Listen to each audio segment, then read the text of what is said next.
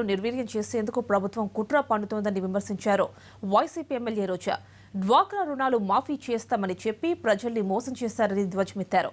ప్రజా సమస్యలపై చర్చించడానికి టీడీపీ ప్రభుత్వం భయపడుతోందన్న రోజా ఎన్నికల హామీలు అమలు చేయడంలో చంద్రబాబు సర్కార్ విఫలమైందన్నారు. ఈ రోజు మంత్రులు మాట్లాడుతున్నారు సమయాన్ని మేము వృధా చేస్తున్నామని.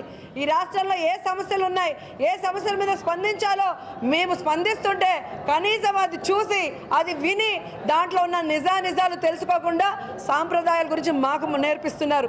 గత 10 సంవత్సరాలుగా అపోజిషన్ పార్టీలో తెలుగుదేశం పార్టీ ఏ విధంగా ప్రవర్తించింది, చివరికి గవర్నర్ గారి చైర్ కూడా ఎత్తుకుపోయిన పరిస్థితులు మీరు చూశారు. మన పక్కనే ఉన్న తెలంగాణ అసెంబ్లీ చూస్తున్నాం. తెలుగుదేశం పార్టీ వాళ్ళు ఎంత నీచంగా దిగజారుతనంగా రాజకీయాలు చేస్తున్నారో మనం చూస్తున్నాం.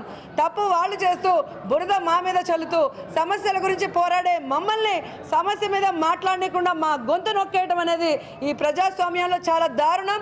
అలాగే ఈరోజు అసెంబ్లీ సెషన్స్ ఎంత ఘోరంగా ఉన్నాయంటే ఒక ఛానల్కి అది మొత్తం ఇచ్చేసి వాళ్ళు ఏది ఇస్తేనే అది టెలికాస్ట్ చేయాలని లోపల సమస్యల మీద మేము పోరాడుతుంటే మమ్మల్ని చూపించకుండా దాని గురించి మాట్లాడాలంటే స్పీకర్ గారు మైక్ ఇయ్యారు.